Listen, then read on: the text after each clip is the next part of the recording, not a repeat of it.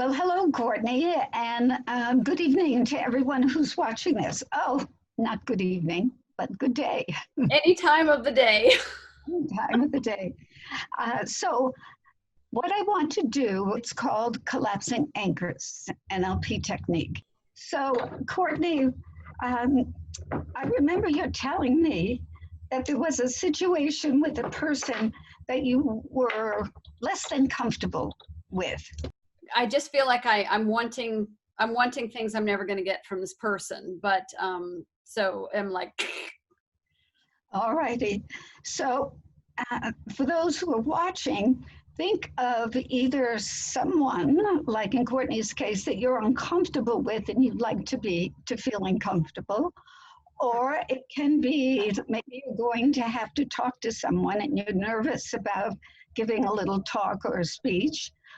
Or it also could be a feeling you have about yourself that you don't like a judgment. And we all have plenty of those. But think of one that's very specific. And just do what I'm going to ask Courtney to do. So, Courtney, what would you call that feeling when you're with your friend that you have? disappointed. Okay. I'm going to write a few things down. And you want to really focus in on what the feeling is. And in her case, she feels disappointed. Now, do you feel disappointed with yourself or with them? With them. Okay. So, how would you rather feel when you're with this person besides disappointed, whatever the judgment is, that you can't get what you want? I'd like to feel happy, one, and like I'm accepting of what I am getting, appreciative of what the person is. Okay, and I would like those of you at home to do the same thing. How would you rather feel in that situation? Towards yourself, towards the other person, towards the event or the activity? How would you rather feel? That's really a very important part of this technique. And again, we call it collapse anchoring. All right, Courtney, so I have everything I need to do the technique. Okay. You have what is less than satisfactory and what could make it satisfactory, basically. And what we're going to do is called anchoring. I'm going to have her anchor both those two categories of feelings on her body. So, Courtney, could you first anchor a time, any time that has nothing to do with this person, any time that you're happy, that you can remember a specific time? It could be yesterday, it could be a year ago, that you just genuinely felt happy. Okay. And it could be alone or with someone, a very specific memory.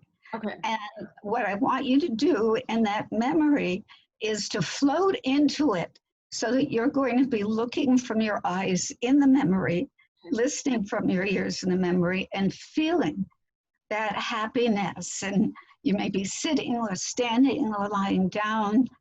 There may be noise, it may be silent, there may be another, whatever makes up that memory, float inside it. And then when you get there, I'd like you to just squeeze, a light squeeze, but a definite squeeze to one of your knees. And that would be the same for those of you who are watching. Okay. All righty.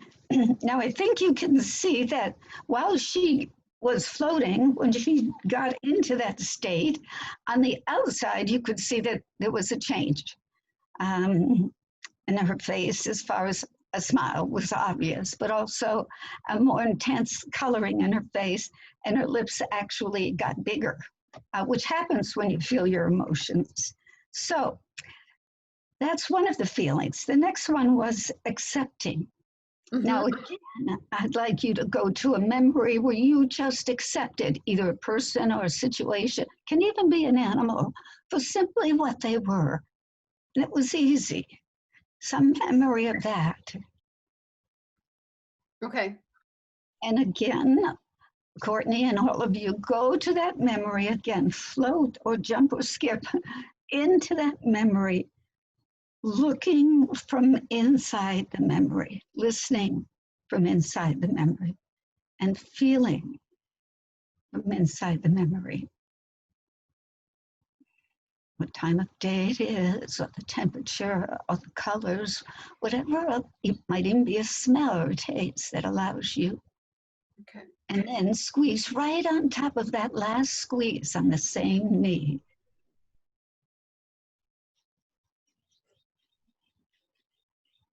Okay.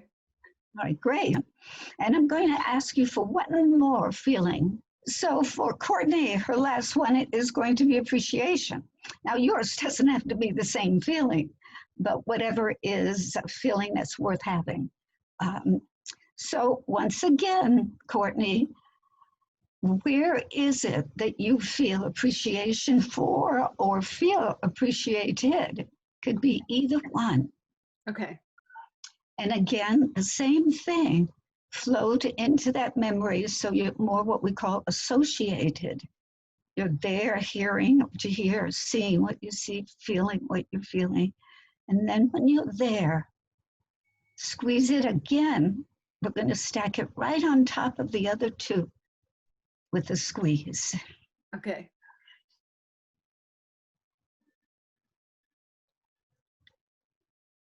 Okay. All right, so now we've established what you want in that situation, and we've located it on a specific place on your knee, and we've stacked 3 goodies there, and I suggest 3. And so we're going to take like a step back so that we can dissociate from those and where they are, and you can either like shake your head somehow, think of my earrings, something that's not like what we just did. And we call that a break state, so that we can go clearly to the second part of the technique, which is the feeling that she doesn't want to have, and that's disappointment. So this time, I want you to think of one of the times that you're with this person, that you feel that way, and I want you to anchor it on your other knee, again with a squeeze. And I'd like you not to dilly-dally there. Okay. I want you to go there, just like putting your foot in the cola ocean, feel it, and then come back to me. Anchor it with a squeeze and come back, all righty? Okay.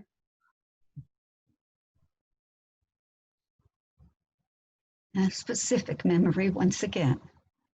Okay. So thank you. How are you doing, Courtney? Good. Okay. So at this point, we have 2 anchors. One is the way she'd rather feel, and that's a happy, accepted, and appreciated. And the other one is one that's less than on the threshold of wonderful, disappointed. Now, what we're going to do is I want you, as well as Courtney, to squeeze both at the same time when I say purple. It could be a color, anything that I say. And then after you squeeze, I'd like you to immediately think of something that's funny or ridiculous or sweet or happy. And purple, squeezing both of them at the same time, and then just letting them go and think of something fun. Okay. Okay, all righty. So now what we're going to do is discover what happened when we did that. So I want you at home, and Courtney, would you go back to that memory that you had? Okay. And tell me how it's different or not when you think of that memory.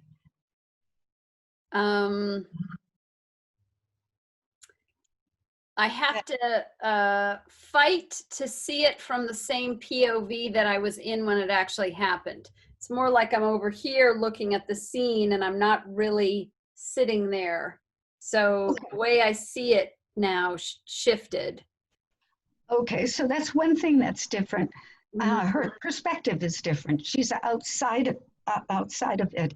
And how does it feel in that perspective, when you look at it, how are you feeling? Yeah, it's more just like blank, just sort of neutral. Okay, that happens a lot because people shift the way they were looking at it, and literally, even if you try hard, can't even get back to the original one because what was there is no longer accessible the same way. So right now, Courtney feels, like, what's the big deal? Mm-hmm. So she's not in her judgment of this person. And therefore, instead of judgment, what do you feel about this person when you look at that memory? It's kind of anticipation, like a happy anticipation. And is this more satisfying? Yes. So being with him has changed from, in that memory, from the feeling of, oh no, another disappointing, this guy's just never going to be what I want him or her to be, to an anticipation of who they are, who they really are and not who you want them to be. And more of an objective. And instead of looking at it through her own judgment, she's looking at it, giving the space for that person to be who they are, and that it's okay. That anticipation of you might find out something you never saw. Right. I'm just going to do one more thing, and it's called a future pace. And I just want you to think of, in the future, we're going to make up a memory of you seeing that person again and taking your new learnings with you, some of which are unconscious.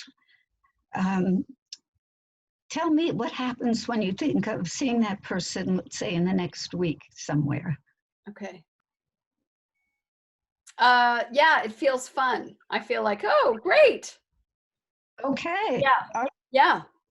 Well, that basic, and we could do another two, in the future, maybe 2 or 3 times to kind of firm it up. But that's basically the technique. And I wanted to make it as short and brief as possible. So at this point, we've taken Courtney from being with a person that she sees often, and a lot perhaps, but often in her life.